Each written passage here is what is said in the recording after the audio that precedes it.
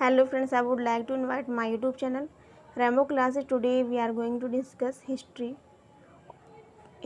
और competitive exam.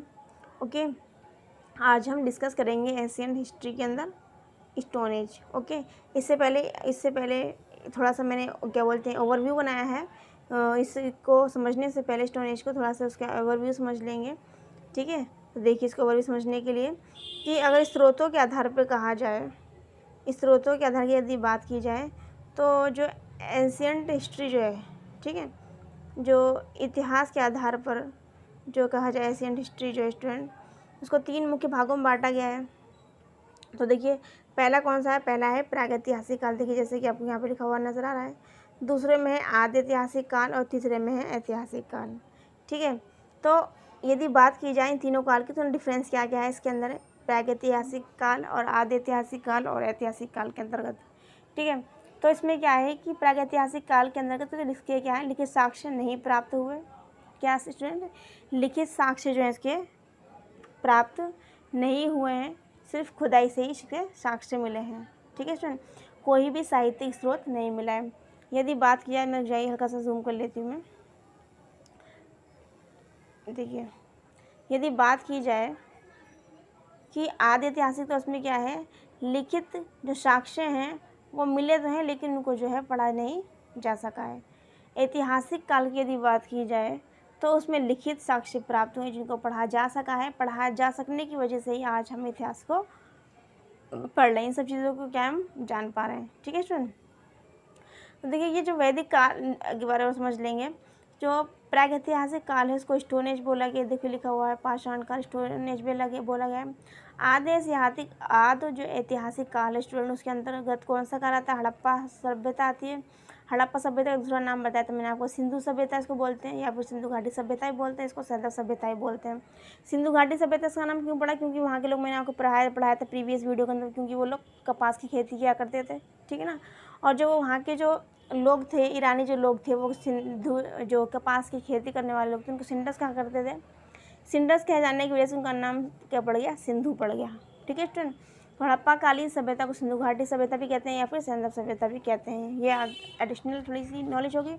उसके बाद में यदि बात की जाए ऐतिहासिक काल की, तो ऐतिहासिक काल के अंतर्गत का बात की गई है कि इसके अंदर लिखित साक्ष्य प्राप्त हुए हैं, और ये जो है वैदिक काल से आगे का काल की बात है. यानी कि वैदिक काल के बाद में और भी जो काल हैं वैदिक काल के बाद में, उन सभी को क्या है, विधिवत लिखा गया. जैसे कि यदि वेदों की बात की, मैंने आपको 4 वेदों के बारे में पढ़ाया था. मौर्य काल की बात की जाए, ठीक है, जितने भी वो सभी काल उनको जो है ना, उनके क्या है, लिखित के प्रमाण भी मिलते हैं.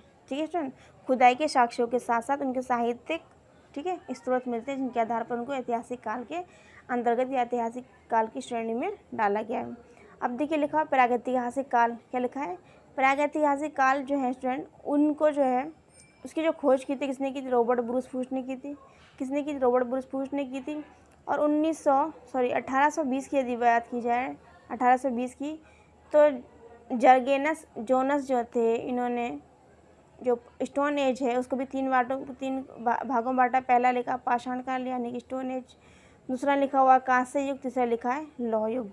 लौह युग की यदि बात की जाए स्टूडेंट, तो लौह युग का जो किस काल माना जाता है, इसमें लोहे की खोज, इसलिए का नाम लोह युग पड़ा. तो उसका जो काल माना जाता है उत्तर वैदिक काल.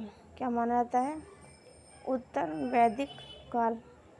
आप बताइए मुझे उत्तर वैदिक काल का टाइम पीरियड क्या है, उत्तर वैदिक काल का टाइम पीरियड क्या है.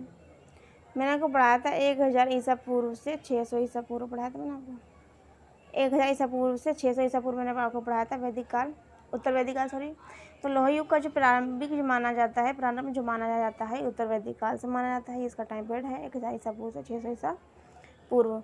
ठीक है, यदि बात की जाए पाषाण काल की, तो ये अपने आप में स्टोन एज है. और कांस्य युग क्या है, कांस्य युग उसका नाम क्यों पड़ा, कांस्य जो है स्टूडेंट, ये क्या है, मिश्र धातु है. क्या है, कांसा जो है एक मिश्र धातु है. मैंने आपको बताया था तांबा यानी कि कॉपर, और जो टीन है, कॉपर प्लस कॉपर और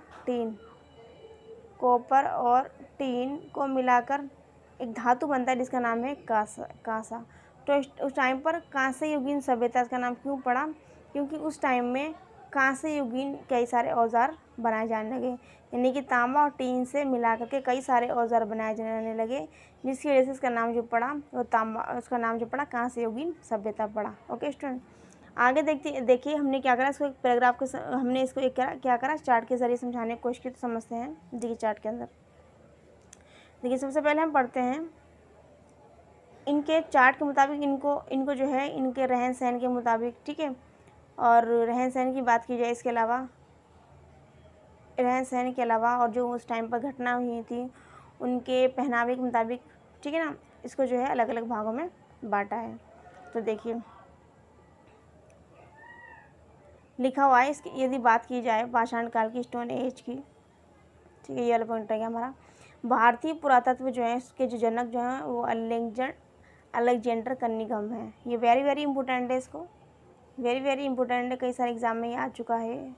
वेरी इंपॉर्टेंट है कि भारतीय पुरातत्व के जनक कौन है, फाउंडर कौन है, वो है अलेक्जेंडर कनिंघम, ठीक है। जो स्टोन एजेस को हमने 3 पार्ट में डिवाइड किया है, पहले पुरापाषाण काल, मध्य पाषाण काल और नवपाषाण काल। इसमें से जो इम्पोर्टेंट है काफ़ी सारे, देखिए हम पढ़ेंगे। इसके टाइम पीरियड की यदि बात की जाए तो ये 25 लाख BC से 10,000 BC तक है। BC मतलब होता है बिफोर क्राइस्ट, ठीक है, इसका मतलब होता है ईस्वी। BC मतलब होता है ईसा पूर्व, ठीक है।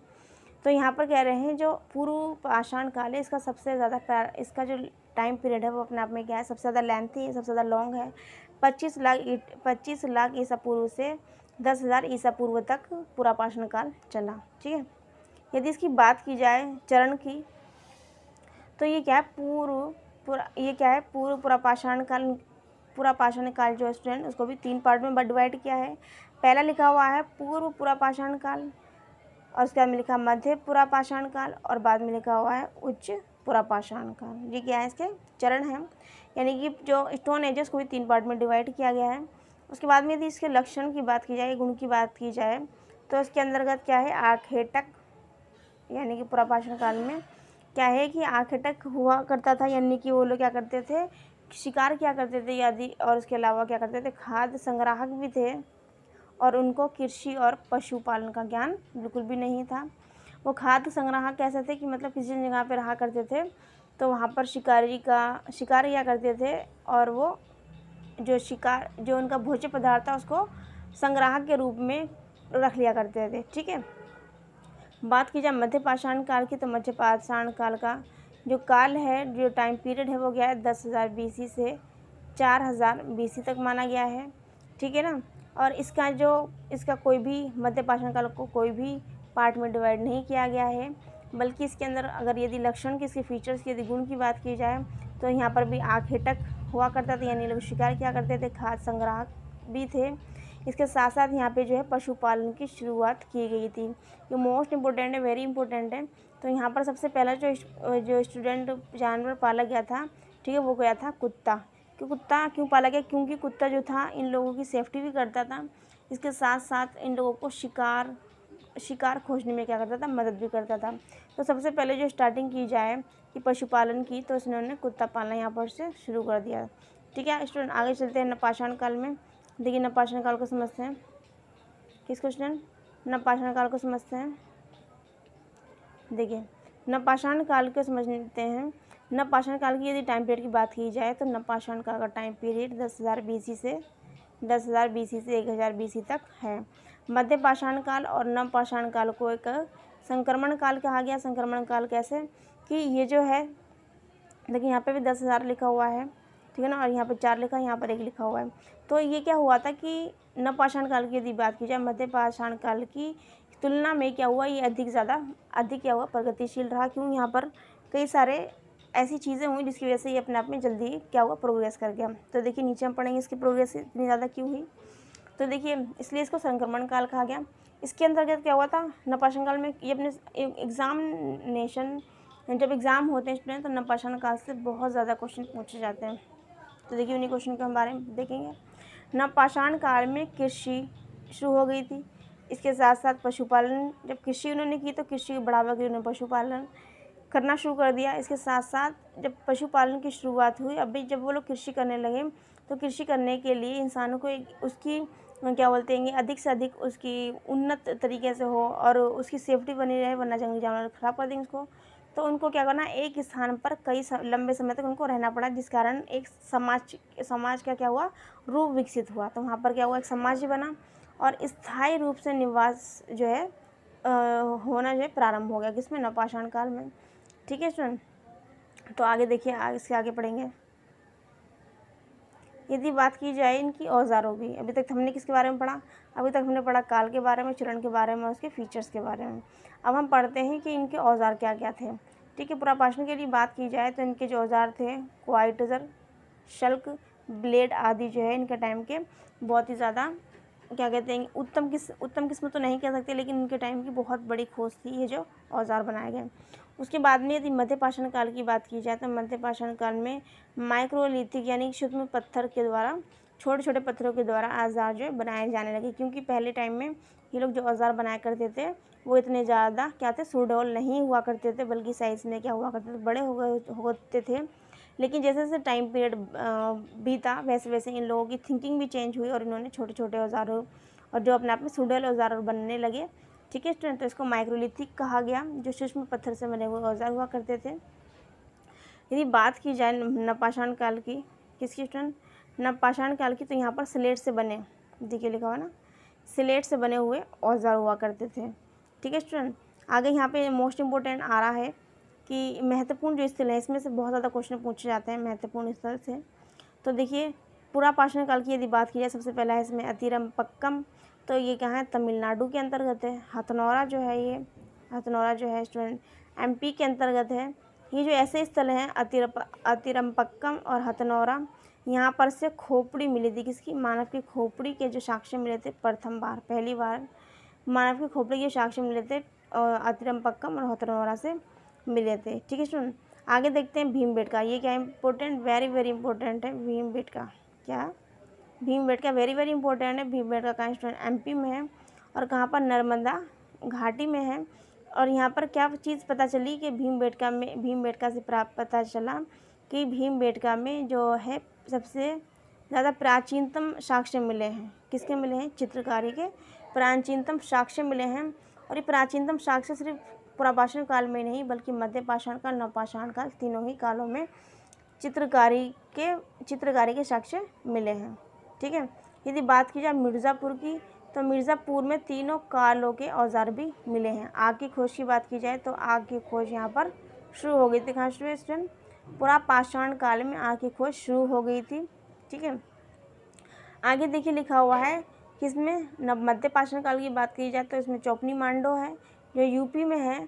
चौपनी मांडो से क्या मिला स्टूडेंट, चौपनी मांडो से मिले मर्दभांड मिले, मर्दभांड मिट्टी के बने हुए बर्तन मिले, जो अपने आप में क्या है, प्राचीन साक्ष्य हैं।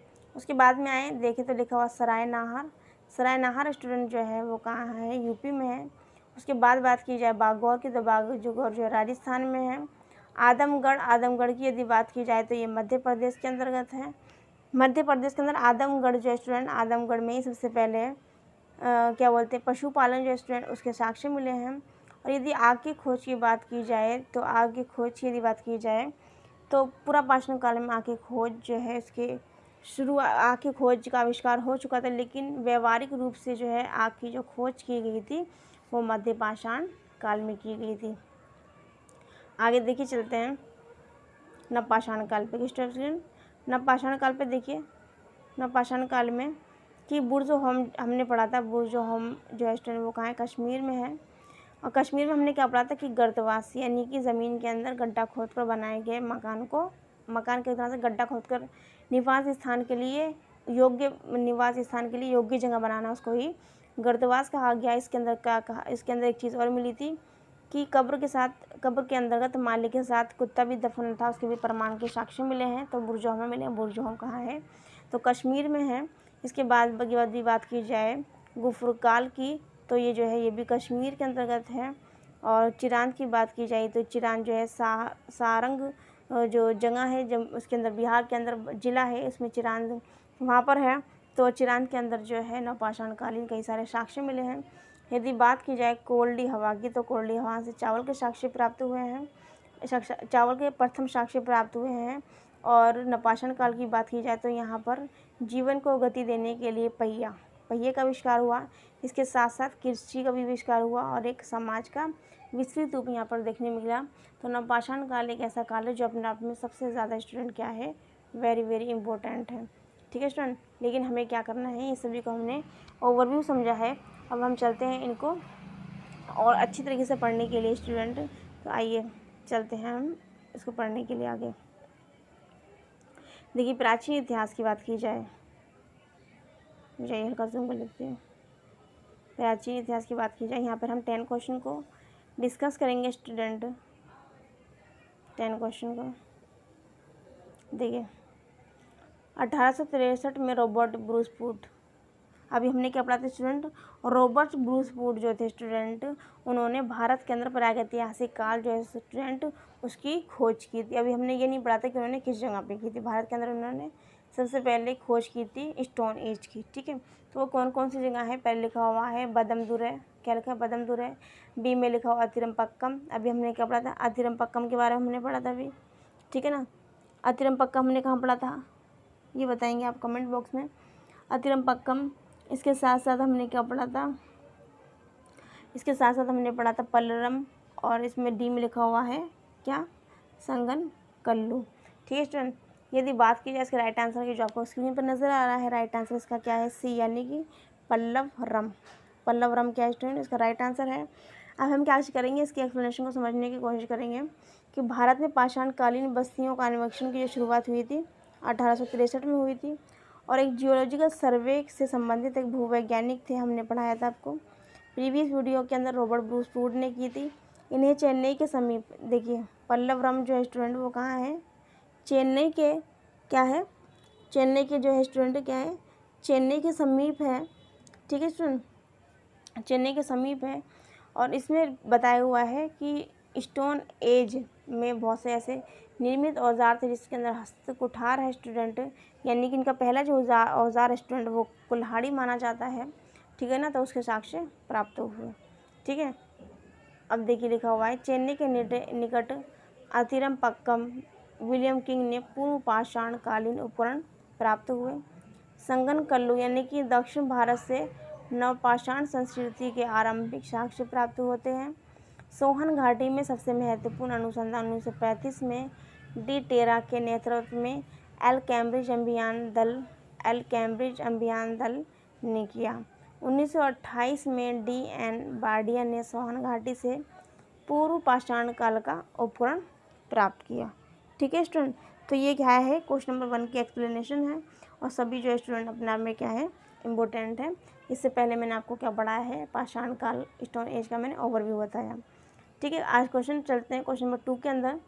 भारत में सबसे पहले पूर्व पाषाण कालीन उपकरण रॉबर्ट ब्रूस वुड को मिला था। रॉबर्ट ब्रूस वुड को मिला था तो कब मिला था, 1860 में, 1863 में, 1873 में, 1878 में। तो राइट आंसर की बात करें तो 1863 में भी हमने ऊपर इसके एक्सप्लेनेशन के अंदर समझा था स्टूडेंट। ठीक है, तो हमने क्या समझा था कि चेन्नई के समीप क्या था, पल्लवरम था 1863 में। रॉबर्ट ब्रूस वुड ने क्या किया था, इसकी जो है खोज की थी। ठीक है स्टूडेंट, और ये क्या है, चेन्नई के समीप। और रॉबर्ट ब्रूस वुड ऐसे व्यक्ति हैं जिन्होंने भारत के अंदर पाषाणकालीन जो है खुदाई की थी। ये क्या थे, एक भूवैज्ञानिक थे। ठीक है स्टूडेंट, आगे चलते क्वेश्चन नंबर 3 पर।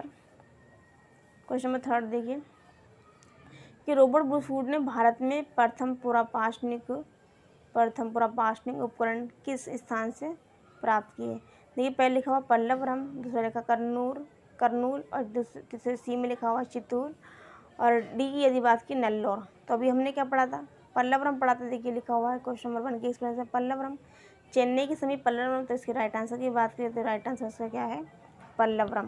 क्या स्टूडेंट, पल्लवरम। ठीक है स्टूडेंट, मैंने आपको पढ़ाया था स्टूडेंट चीरांद पढ़ाया था। ये पढ़ाया था मैंने, कहाँ है, बिहार जिले में है, सॉरी बिहार में है, बिहार का ही जिला है सारनागढ़। ठीक है स्टूडेंट, तो यहाँ पर से क्या हुआ था कि यहाँ पर ज़्यादातर किसके मिले थे, हड्डियों के औजार मिले थे, हड्डियों के औजार मिले थे, हड्डियों के औजार। हड्डियों के औजार मिले थे। ठीक है, जो हड्डियाँ थी वो किसकी थी, जो सॉरी 12 जो होता है हिरन, क्या स्टूडेंट, हिरन जो होता है हिरन के सींग, हिरन के जो सींग होते हैं स्टूडेंट, उन सींगों से बने ही ज़्यादातर उपकरण थे जो चिरांद के बिहार से मिले थे। ठीक है, इसलिए अपने आप में क्या है, फेमस है।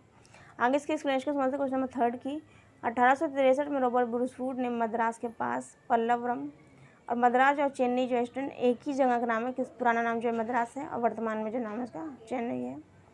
पल्लवरम नामक स्थान से पहला जो है हैंडेक्स प्राप्त किया गया, यानी कुल्हाड़ी प्राप्त की गई। उनके मित्र जो थे उनका नाम क्या था, किंग, उनका नाम था किंग। अतिरम्पक्कम में पूर्व पाषाण काल के उपकरण खोज निकाले। इसके बाद डी टेरा तथा पीटरसन के नेतृत्व में एल कैम्ब्रिज अभियान दल ने इस क्षेत्र में अनुसंधान प्रारंभ किया। इसी एक्सप्लेनेशन को हम पहले भी क्वेश्चन नंबर 1 में समझ चुके हैं। तो राइट आंसर की बात की जाए तो रॉबर्ट ब्रूसवुड ने भारत में प्रभाषणिक उपकरण किस स्थान से प्राप्त किया, तो वो क्या है, पल्लवरम। पल्लवरम चेन्नई या मद्रास के क्या है, पास में है। ठीक है, क्वेश्चन नंबर चलते हैं 4 पर। क्वेश्चन 4 पे देखिए, क्वेश्चन नंबर 4 पे चलते हैं। क्वेश्चन 4 में कहा गया है सर्वाधिक संख्या में हस्तकुठार यानी कि हैंडेक्स और क्लीवर, हैंडेक्स मतलब कुल्हाड़ी और क्लीवर जो है प्राप्त हुए हैं, तो कहाँ से प्राप्त हुए हैं। पहला ऑप्शन की यदि बात की जाए तो पहले लिखा हुआ नवपाषाण काल, बी में लिखा हुआ निम्न पुरापाषाण काल, और सी में लिखा है मध्य पाषाण काल, और डी में लिखा है आदि ऐतिहासिक काल। यदि बात की जाए हस्तकुठार की, हैंडेक्स की, तो इसका राइट आंसर जो है निम्न पुरापाषाण काल, यानी कि बाई राइट आंसर है। इसके एक्सप्लेनेशन को समझने की कोशिश करते हैं कि दक्षिण भारत के कोतयार नदी घाटी पूर्व पाषाणिक सामग्रियों के लिए महत्वपूर्ण है। इस घाटी में स्थित बदमदुर्रे नामक स्थान से निम्न पूर्व पाषाण के बहुत से उपकरण मिले हैं, जिनका निर्माण क्वार्टरजाइट, अभी हमने पढ़ा था। ठीक है, इसके अलावा पत्थर से किया गया था। यहाँ से हैंडेक्स, क्लीवर तथा कोर उपकरण प्राप्त हुए। इस घाटी का दूसरा महत्वपूर्ण पूर्व पाषाणिक स्थल जो है अतिरम्पक्कम, अतिरम्पक्कम क्या है इसका दूसरा महत्वपूर्ण स्थल है। ठीक है, यहाँ से बड़ी मात्रा में क्या है, हैंडेक्स मिले, क्लीवर मिले, फलक उपकरण मिले हैं, और पूर्ण पाषाणकालीन से जो है स्टूडेंट संबंधित हैं ये जो उपकरण हैं। हैंड एक्स जो है पतले लंबे चौड़े तथा फलक जो है निकाल कर तैयार किए गए हैं। यहाँ के हैंड एक्स जो हैं अश्यूलियन प्रकार के हैं। ठीक है स्टूडेंट, तो ये जो है क्वेश्चन 4 की एक्सप्लेनेशन है। क्वेश्चन 5 पे चलते हैं कि प्राचीन मानव प्रजाति। देखिए, मैंने आपको पढ़ाया था नवपाषाण काल। नवपाषाण काल में हम एक मानव था, होमो सैपियंस जिसे बोलते हैं, जो उसको वो अपने आप में बुद्धिजीवी कहा जाता था। तो नवपाषाण काल में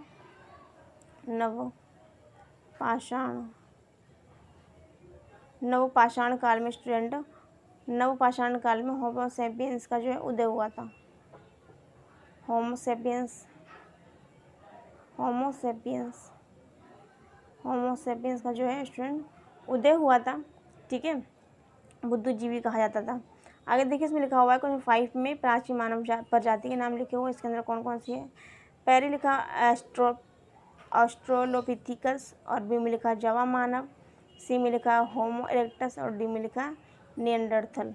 ठीक है, तो यदि बात की प्राचीन मानव की प्रजाति का नाम पूछा गया तो उसकी बात की जाए राइट आंसर है, यानी कि ऑस्ट्रोलिपिथिकस जो है प्राचीन मानव की एक क्या है, जाति है। इसमें लिखा हुआ सबसे पहले एक्सप्लेनेशन को समझते हैं। सबसे पहले मानव जो सीधा चलता था मध्य अफ्रीका में पाया गया। जो बिल्कुल सीधा चलता था वो कहाँ पाया गया, मध्य अफ्रीका में पाया गया। उसको ही ऑस्ट्रोलिपिथिकस कहा गया। इसकी एक उपजाति जो है, इसका जो एक सबकास्ट जो थी उसका नाम था जिनजोथ्रोपस, जो क्या करती थी, औजार बनाती थी। संभवत ये 5 लाख वर्ष, ये जो है 5 लाख वर्ष पहले रहते थे। ठीक है स्टूडेंट, और इससे हमने अभी क्या पढ़ा था, 5 लाख वर्ष 25 लाख BC से 10,000 BC हमने किसका टाइम पीरियड पढ़ा था, 25 लाख BC से 25 लाख ईसा पूर्व से 25 लाख ईसा पूर्व से हमने क्या पढ़ा था, 10,000 ईसा पूर्व, 10,000 ईसा पूर्व हमने पढ़ा था, 10,000 ईसा पूर्व। 10,000 ईसा पूर्व हमने पढ़ा था। तो इस केस में हमने क्या पढ़ा, पूर्व पाषाण काल का हमने टाइम पीरियड पढ़ा था। ठीक है स्टूडेंट, तो इन्होंने बताया 5 लाख वर्ष तक रहते, सबसे लंबा टाइम ये रहा था। एशिया में जावा से एक ऐसे होमोनिड यानी कि आदिम मानव की हड्डियाँ मिली हैं जो सीधा होकर चल सकता था। अभी हमने पढ़ा था सीधा होकर जो मानव चल सकता, उसका नाम क्या था, मध्य अफ्रीका में। उसको जो है पिंथरोपिकस कहा गया, पिंथरोपिकस इरेक्टस अथवा होमो इरेक्टस कहा गया। क्या कहा गया, होमो इरेक्टस कहा गया। ठीक है, और ये जो जाति जो थी स्टूडेंट, कौन सी जाति, ये जो जाति की हम बात की जाएगी थी, किसकी बात की जाएगी यहाँ पे, होमोनिड की। किसकी स्टूडेंट, यहाँ पर जो बात की जा रही थी स्टूडेंट होमोनिड की, तो ये अपने आप में जावा मानव के लिए जो है प्रसिद्ध थी। लिखा हुआ जावा मानव के लिए स्टूडेंट जो है ये प्रसिद्ध थी, इसको जावा मानव भी कहा गया। ठीक है स्टूडेंट, आगे चलते हैं। जर्मनी की घाटी थी,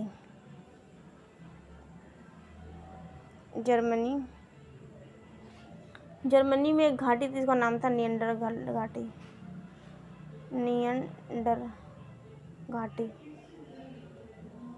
घाटी थी एक स्टूडेंट।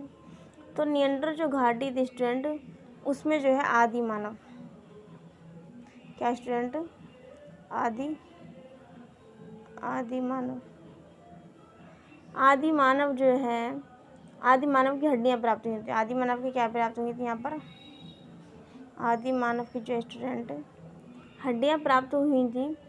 और ये जो है इसको क्या कहा गया, नियंडरथल मानव।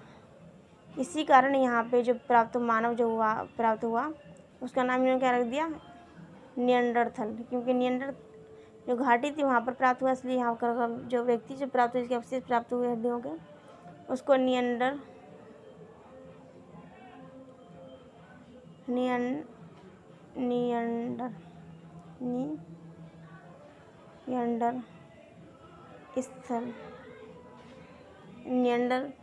स्थल मानव के नाम से जाना जाने लगा, नियंडर स्थल मानव के नाम से जाना जाने लगा। ठीक है, आगे चलते हैं क्वेश्चन नंबर 6 पर।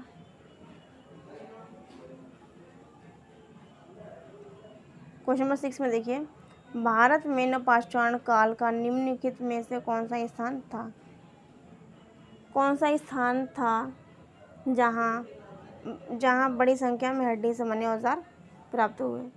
भारत में नवपाषाण काल का निम्नांकित में से कौन सा स्थान था जहाँ बड़ी संख्या में हड्डी के औजार प्राप्त हुए। ठीक है, तो यदि बात की जाए, अभी मैंने आपको पढ़ाया भी था, ओवरव्यू देने से पहले का छोटा नागपुर, बी में का चिरांद, और सी में का चुनार, और डी में का मास्की। देखिए मास्की भी हमने नहीं पढ़ा, चुनार भी नहीं पढ़ा। छोटा नागपुर की यदि बात की तो हमने पढ़ा है। चिरांद की बात की है, मैंने आपको पढ़ाया था चिरांद जो कहाँ है, बिहार में है। तो मैंने आपको पढ़ाया था बिहार के अंतर्गत यहाँ पे सबसे ज़्यादा औजार मिले थे, जो कैसे बने थे, हिरण के सींग से बने हुए सबसे ज़्यादा औजार यहाँ मिले थे, हिरण के सींग थे। तो राइट आंसर क्या है स्टूडेंट, बी है। इसके एक्सप्लेनेशन को, उसके फैक्ट को समझ लेते हैं स्टूडेंट। तो देखिए इसमें इसको दिया हुआ सारण जिला, बिहार का सारण, देखिए हल्का जूम कर देती हूँ पहले मैं, देखिए बिहार के सारण जिले में चिरांद नामक नवपाषाण कालीन पुरास्थल से प्रचुर मात्रा में हड्डी के उपकरण प्राप्त हुए, जो मुख्य रूप से हिरण के सींगों से क्या थे, बने हुए थे। 1962-63 की यदि बात की जाए तो प्रोफेसर वी.के. सिन्हा, कौन स्टूडेंट, प्रोफेसर वी.के. सिन्हा जो है इन्होंने उसका उत्खनन किया। ठीक है स्टूडेंट, यानी कि देखिए यहाँ पर वी लिखा हुआ, वहाँ से बी से बिहार और बी से वी.के. सिन्हा, आप याद कर लेंगे, बहुत सिंपल है। ठीक है, लिखा हुआ है चिरांद के लोग अपने निवास के लिए बांस बल्ली की झोपड़ी बनाकर रहने लगे थे। कर्नाटक में स्थित प्रमुख नवपाषाण कालीन स्थल है जिसमें एक स्थल का नाम मास्की, ब्रह्मगिरी, संगनकल्लू, हल्लूर, कोटडल टी नसीरपुर, पिकलीहल और तेकलकोट, ये जो थे कर्नाटक की जो है कई प्रमुख स्थान दिए हुए हैं। इसके बाद यदि बात की जाए आंध्र प्रदेश की, तो आंध्र प्रदेश में भी ऐसे प्रमुख स्थान थे नवपाषाण कालीन, जिसके अंतर्गत नागार्जुनकोंड, उसके बाद उतनूर और फलाई और संगनकल्ली, ये जो प्रमुख प्रदेश थे आंध्र प्रदेश के। ठीक है, यदि बात की जाए क्वेश्चन नंबर 7 की, तो इसमें लिखा हुआ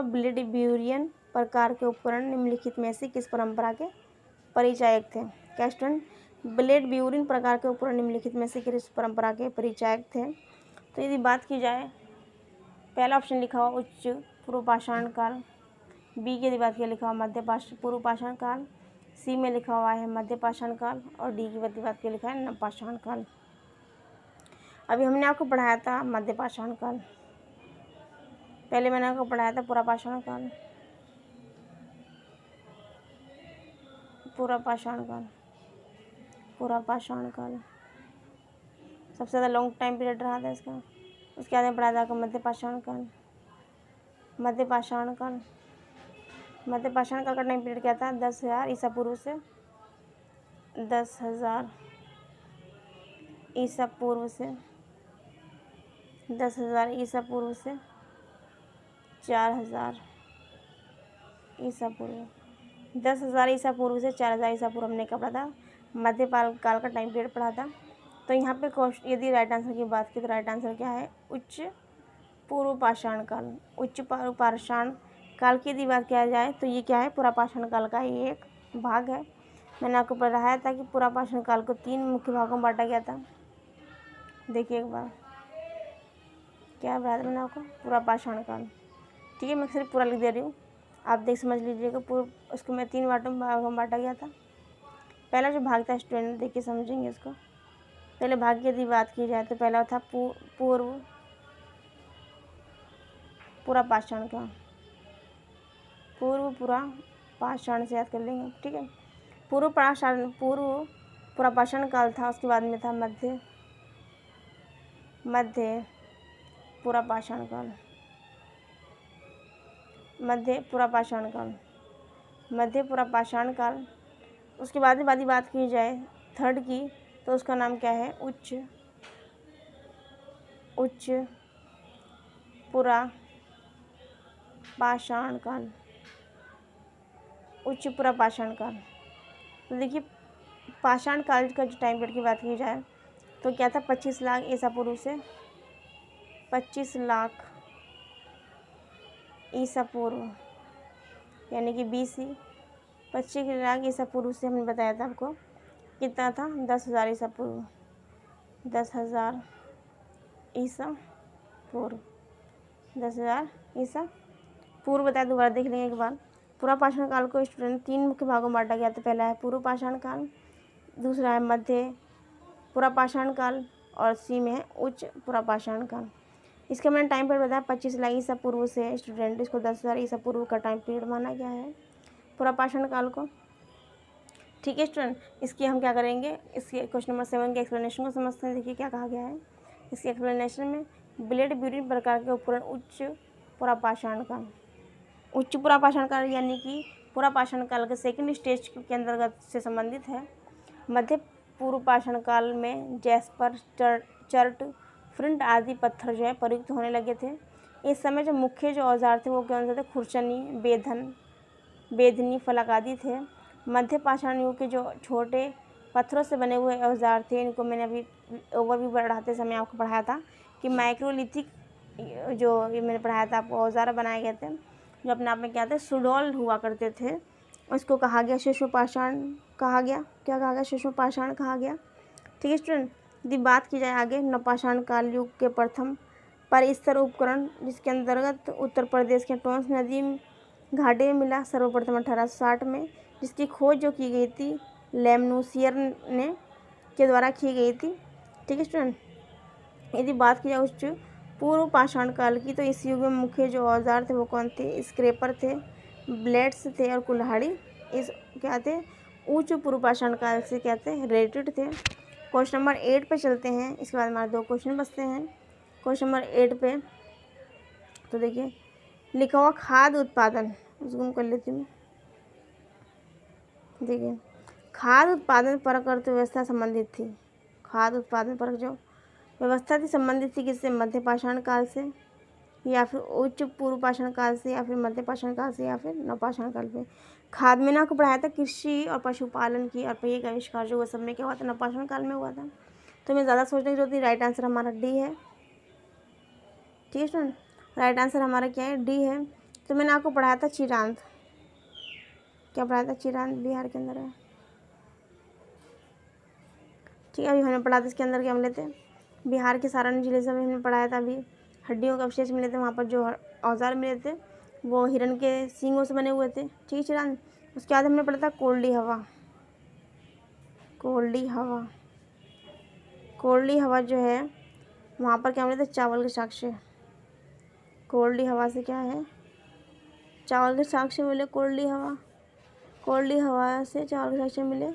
कोल्डी हवा जो है कहाँ है, यूपी में, यूपी के इलाहाबाद, यूपी के कहाँ है, इलाहाबाद में स्थित है कोल्डी हवा।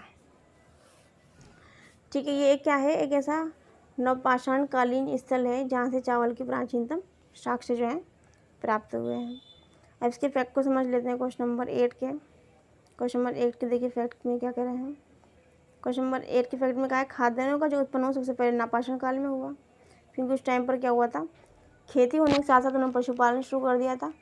ठीक है। ये मैंने आपको पढ़ाया था प्रीवियस, अभी पढ़ाया था बिल्कुल हैंड टू हैंड। यही वह समय था जब मनुष्य कृषि कर्म से परिचित हुआ, यानी कृषि कार्य से परिचित हुआ। नवपाषाण काल से ही जौ और गेहूं की वन्य किस्म की खेती के योग्य बनाया गया, जिसमें कृषि जन्य गेहूं का जो क्या हुआ उद्भव हुआ भारतीय उपमहाद्वीप में। कोल्डी हवा मैंने आपको बताया, कोल्डी हवा कहाँ है, इलाहाबाद में, यूपी के अंदर। तथा मेहरगढ़ 2 नवपाषाण कालीन क्या थी, बस्तियाँ थी। नवपाषाण कालीन बस्तियाँ कौन सी थी, मेहरगढ़ और कोल्डी हवा, जहाँ से क्या है चावल और गेहूँ के क्या है स्पष्ट प्रमाण प्राप्त मिले हैं। नवीनतम गेहूं में धान के उत्पादन का प्राचीनतम साक्ष्य जो है लौरा देव। लौरा देव से क्या मिला स्टूडेंट, धान के साक्ष्य मिले हैं। ठीक है। और यदि बात की जाए चावल और गेहूं के, तो ये नवपाषाण कालीन कोल्डी हवा से चावल मिले, मेहरगढ़ से गेहूँ मिला है। ठीक है स्टूडेंट। ठीक है, मैं लिख देती हूँ एक बार, कोल्डी हवा क्या स्टूडेंट, कोल्डी हवा। कोल्डी हवा मैंने अभी आपको पढ़ाया। इसके बाद में पढ़ाया मेहरगढ़, मेहरगढ़, कोल्डी हवा, मेहरगढ़, कोल्डी हवा, मेहरगढ़ और लहुरा देव। क्या स्टूडेंट, लहुरा देव। ये 3 इंपॉर्टेंट है जो क्या स्टोन से रिलेटेड है। इसके अंदर पूछा गया है कौन कौन सी इसके अंतर्गत किन किन चीज़ों का, कृषि की कौन कौन सी चीज़ों का विकास हुआ। यदि बात की जाए स्टूडेंट कोल्डी हवा की, तो यहाँ पर क्या मिला, चावल। ये मैंने बताया था आपको, कोल्डी हवा जो कहाँ है, इलाहाबाद में है, इलाहाबाद के यूपी में है। इलाहाबाद के कहाँ है स्टूडेंट, यूपी के अंतर्गत है।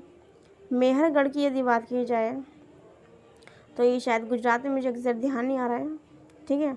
मेहरगढ़ जो, मेहरगढ़ से स्टूडेंट क्या मिला, गेहूँ। मेहरगढ़ से क्या मिला स्टूडेंट, गेहूँ मिला।